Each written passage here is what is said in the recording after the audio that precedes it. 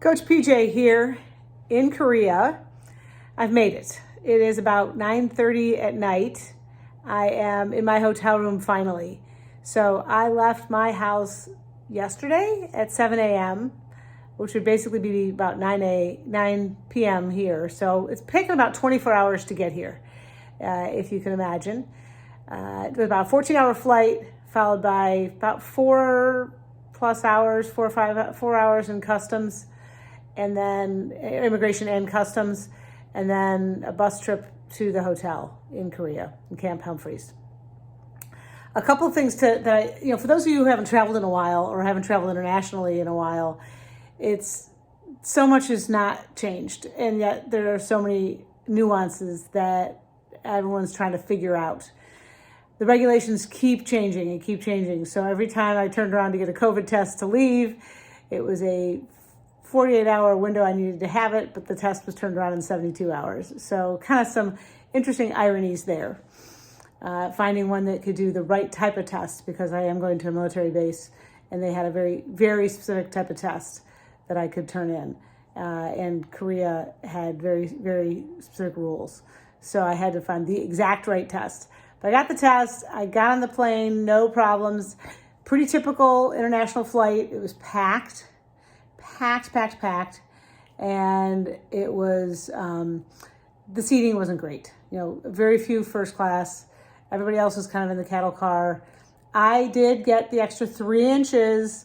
I think I spent $39 to get an extra 3 inches for 14 hours. So I got to rent 3 inches for 14 hours. Isn't that interesting? Sat next to a nice gentleman. They go up and down. I had a middle seat in the middle section. So if you can get any worse, I don't know. But I happened to have that because my flight was booked so late.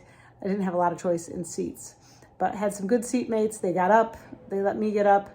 I didn't feel like I was stuck next to a sleeping person all 14 hours. So that was really, really good. A couple other things that to be noteworthy is when I got to customs here, it was interesting because the quarantine rules, the vaccination rules, everything's a little different. If you are from Korea, if you're a visitor, if you're military, because it's a big military base here, all of that is a little different. And I kept getting in a line that was for the military, but I'm not a military person. So it was a very interesting conversation. And for the most part, everyone was friendly and helpful and tried to be helpful. When the person's English was good, it was very, very good. And when the person's English wasn't, it was really tough to communicate. I think I took 2 steps forward and 1 step back every time I told them I did not have the code they were looking for. The protocols for me were to be tested on the military base, and so I was allowed to leave the airport only if I left it on the military bus. But they had to kind of walk me through. The other interesting thing I found is the folks here were so helpful. Every time I encountered a problem, they didn't point me to a direction. They actually escorted me and walked me to a place and handed me over to somebody else or asked a question. It took a while, but they were very, very friendly.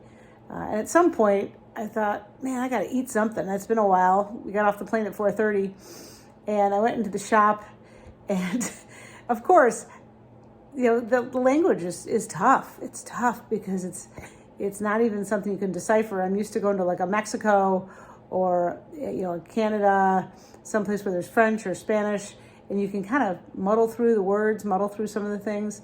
Here it's all picture based, and to figure out what to eat and what's in the things you're eating and whether or not they are caffeine. I did not want caffeine, and so I was really worried about getting something that was caffeinated because I want to get to bed. I want to get some sleep so I can have a full day tomorrow and not feel the jet lag, which I'm sure I will, but not feel the jet lag so seriously. So I was really hesitant to purchase something without understanding what was in it in that respect. But the people were nice, they're friendly. If they spoke English, they were super helpful and willing to kind of guide what I was trying to buy at the store. There was a Starbucks. Yes, of course, there's a Starbucks at the airport here in Korea. So I did pick up a little something because I knew exactly what I was getting. But other than that, I got to the hotel. My godson here got me a local phone, so I can use that and don't have any problem with data charges and things like that, which is also interesting. I showed up, got in line like the rest of the military folks, got my vaccinations checked, got my PCR test. They do it for you, so you kind of, they shove a stick up your nose about that far. And I will do another PCR test next week, so an antigen test, so that they can fulfill the requirements of the Korean government as they are allowed to bring folks on the base without having to go through their protocols, as long as they follow protocols here. So I'll do that as well. Tomorrow's gonna be a really full day. I'm going to go into Seoul, and we have a private tour set up. Going to pick us up early in the morning, and we're going to see a lot of the sites.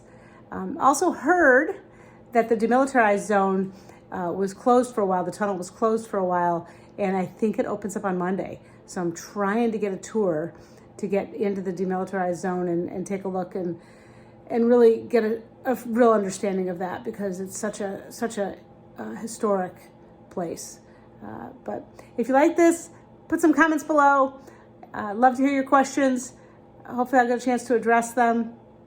And you're a business prophet. Until next time.